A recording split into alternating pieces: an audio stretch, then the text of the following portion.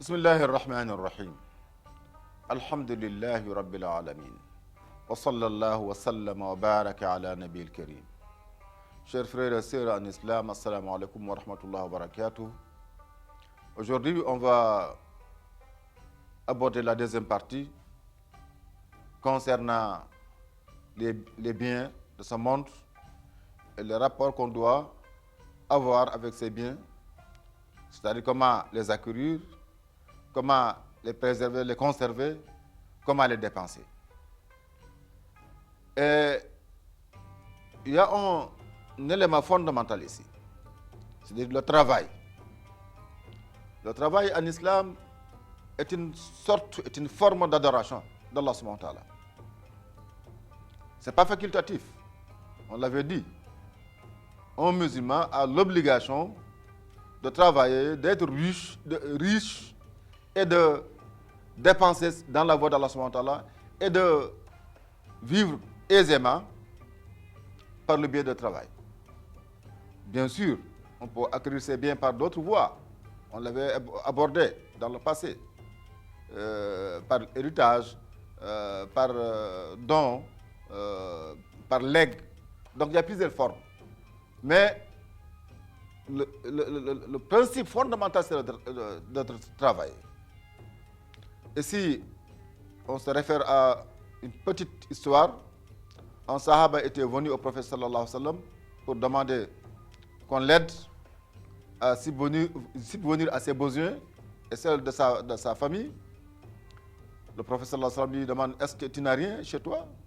Il dit: rien, sauf un récipient et peut-être une couverture pour moi et pour ma femme. Le prophète sallallahu alayhi wa sallam ordonne à ce sahaba d'aller chercher ces deux biens. Modeste, presque insignifiant. Il demande au sahaba d'acheter ces biens. En vendant, il obtient 2 dirhams. Il partage les 2 dirhams, demande au sahaba d'aller acheter la nourriture pour sa famille, l'autre pour aller réinvestir ça. C'est-à-dire qu'il demande au sahaba d'aller acheter un objet pour aller chercher du bois et revendre et de ne revenir qu'après 15 jours. Le sahaba est revenu avec, on peut dire, une somme importante de dirhams. Quelqu'un qui était venu avec les mains vides pour demander l'aumône est revenu 15 jours après avec des dirhams. Le prophète sallallahu alayhi wa sallam donne la leçon suivante: c'est mieux comme ça. Au lieu de venir Yawm al-Qiyamati avec des taches sur vos visages à cause de tendre la main, de demander aux gens, vaut mieux de travailler. En travaillant durement, en gagnant sa vie, en accumulant les richesses, il y a une autre règle qui s'impose à nous.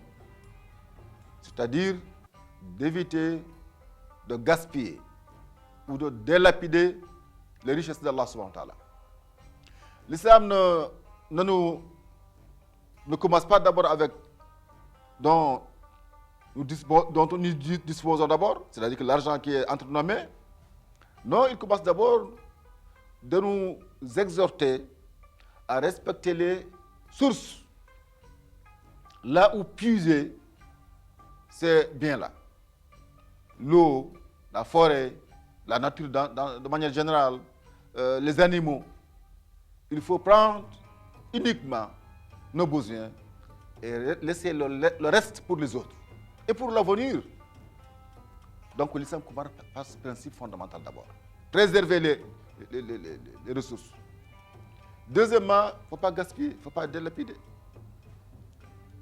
Donc, le prophète sallallahu dans le hadith, en sortant, il passe devant un sahaba qui faisait ses ablutions.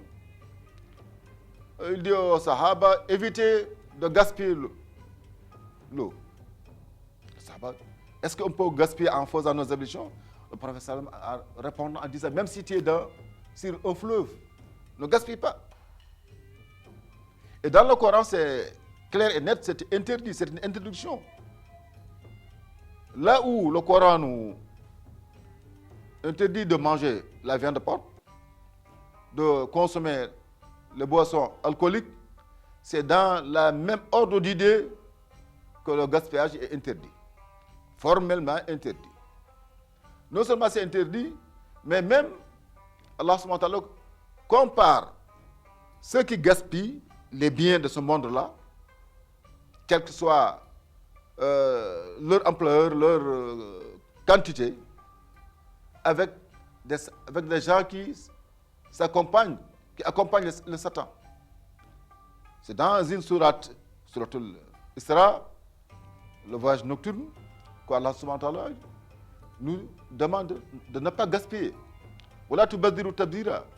Innal mubadhirina kanu ikhwana shayatin. Ne dilapidez pas, ne gaspillez pas. Donc le gaspillage constitue un danger pour la communauté. Parce que beaucoup de problèmes qu'on a aujourd'hui, ce n'est pas par manque de richesse, ou pas même par ce qu'on appelle la pauvreté un peu camouflée souvent, mais c'est le gaspillage qui pose problème en réalité. Quelqu'un qui gagne sa vie honnêtement,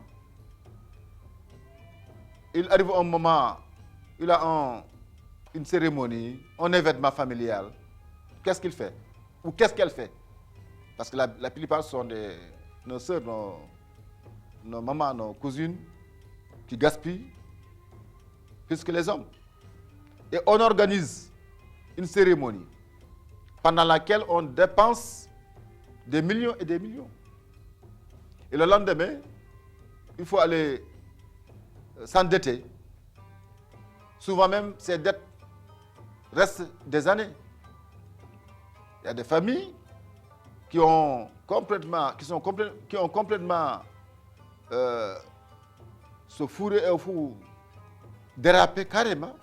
C'est-à-dire qu'ils ont perdu la capacité de vivre convenablement ou aisément parce que tout ce qu'ils avaient gagné et conservé a été délapidé pendant une petite cérémonie.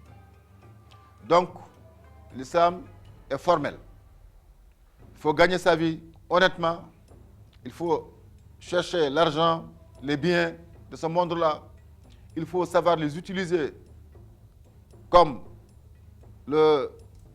l'enseigne, le conseil de l'islam, mais il faut éviter de gaspiller ou de délapider. Et à demain, Inch'Allah, pour notre thème, qu'Allah accepte notre jeûne et le vôtre. Assalamu alaikum wa rahmatullah.